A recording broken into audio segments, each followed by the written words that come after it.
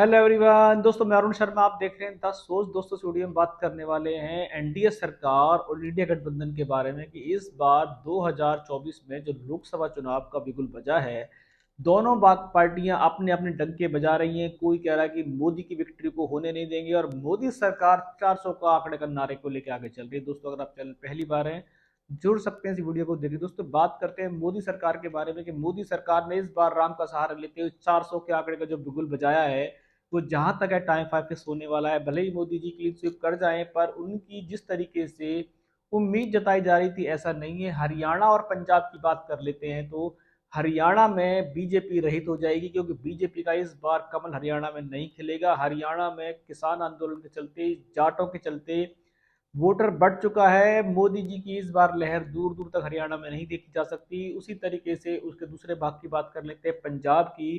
पंजाब में वो हमेशा अकाली दल के साथ सरकार बनाने की कोशिश करते थे, पर वो नाकामयाब रहते थे। इस बार अकाली दल ने भी झटका दे दिया है और वो अमरिंदर सिंह के सहारे और कुछ नेताओं के सहारे इस बार बीजेपी की सरकार कांग्रेस को और आम आदमी पार्टी को पंजाब में टक्कर देने की कोशिश कर रही है। पर देखा जाए तो ग्राउंडिंग जीरो पे आम आदमी पार्टी और कांग्रेस का जो समीकरण इस बार बैठा है, दोनों आगे बढ़त बनाए हुए हैं। और बीजेपी की लोकसभा चुनाव में जहां तक एक सीट खुल जाए, ये अपने आप में समीकरण होगा। मोदी जी की इतनी विक्ट्रियों के बावजूद, इतनी लहर के बावजूद, अगर हरियाणा में बीजेपी सूखी रह जाती है तो ये बीजेपी के लिए सबसे बड़ा समीकरण होगा और उनको आगे जाके मंथन की जरूरत हो। जिस तरीके से उनके सीएम बार बार फेल होते रहे हैं और जिस तरीके से उनकी सरकार को बार बार सहारा लेना पड़ता था, और इस बार तो उनकी सरकार खुद कटघरे में कि उनके सीएम को बार बार चेंज करता रहा और अब तक हरियाणा में मोदी जी की लहर नहीं पकड़ पाना, ये बीजेपी की सबसे बड़ी नाकामयाबी है। उसी तरीके से पंजाब में आम आदमी पार्टी की सरकार बनी और जिस तरीके से वहां पे लोगों ने उनके काम को देखा है, उससे शायद उस पार्टी का अभी समीकरण आगे बढ़ता जा रहा है। और इस बार पंजाब में और हरियाणा में और दिल्ली में कांग्रेस के साथ जो अलायंस हुआ है, उससे आम आदमी पार्टी को इस बार बढ़त मिलेगी और कांग्रेस को भी बढ़त मिलेगी। तो क्या होगा बीजेपी का? क्या हरियाणा अकेला जाने वाला था बीजेपी के हाथों से, क्या पंजाब भी बीजेपी के हाथों से चला जाएगा? तो मोदी, नड्डा और अमित शाह का समीकरण कैसे पूरा होगा? 400 के आंकड़े के जो नारे लगाए थे, वो नारे कहीं टाइम पाए फिस ना हो जाए और इतनी बड़बोली बातें जो बीजेपी की सरकार कर रही थी कि उन्होंने कांग्रेस की जड़ें खोल दी हैं, उसके बावजूद भी ग्राउंडिंग जीरो पे बीजेपी पकड़ बनाने में क्यों सुस्त नजर आ रही है? क्यों हरियाणा में वो अपनी दिन पे दिन जमीन खोती जा रही है? उसके चलते चलते अगर पंजाब में भी बीजेपी का वही हाल होने वाला है जो हरियाणा में होगा, उनके इस बार लोकसभा चुनाव में खाते खुलने के आसार दूर दूर तक नजर नहीं आ रहे। पर मिरेकल कभी भी हो सकता है। मोदी है तो मुमकिन है, जो बीजेपी कहती है। अगर ऐसा हुआ तो हरियाणा पंजाब में शायद दोबारा से एक आध सीट वो लेके आ जाएं। पर अभी तक जितने सूत्रों से बात की गई, जितनी ग्राउंडिंग जीरो पे रिपोर्ट को तैयार किया गया, उस रिपोर्ट के आधार पर अब तक हरियाणा में सिर्फ मोदी विरोधी लहर चल रही है, हरियाणा में मोदी लहर नहीं चल रही है।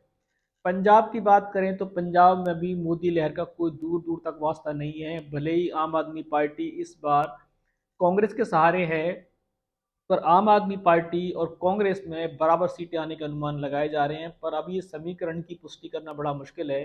कहीं ये समीकरण मोदी लहर के आगे कहीं टाइम फाइम फिस ना हो जाए, ऐसा भी हो सकता है। पर हर चीज का समीकरण एक दिन पहले होगा, उसके बारे में कुछ नहीं कहा जा सकता। पर अभी तक ग्राउंडिंग जीरो पे जितनी बातें की गई है, हरियाणा में तो बीजेपी के पांव पसारने के आसार नजर नहीं आ रहे और पंजाब में तो पहले भी वो काफी पीछे की पार्टी रहती थी।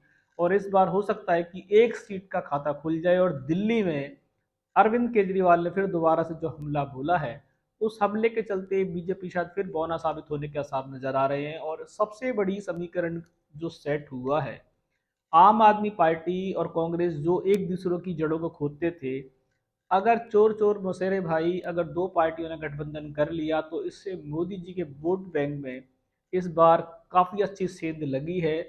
और बीजेपी को इन दो कड़े राज्यों में शायद हार का सामना करना पड़ सकता है।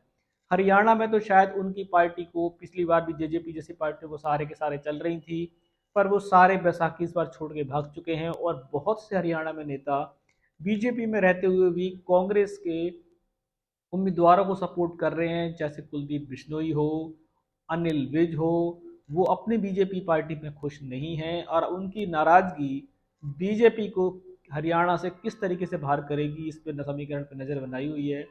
देखते हैं कि हरियाणा और पंजाब क्या बीजेपी के हाथों से इस बार खाली रह जाएगा और बीजेपी वहां हाथ मलेगी या बीजेपी का कमल वहां खिलेगा।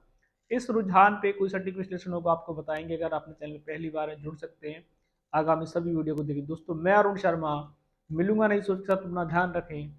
नमस्कार।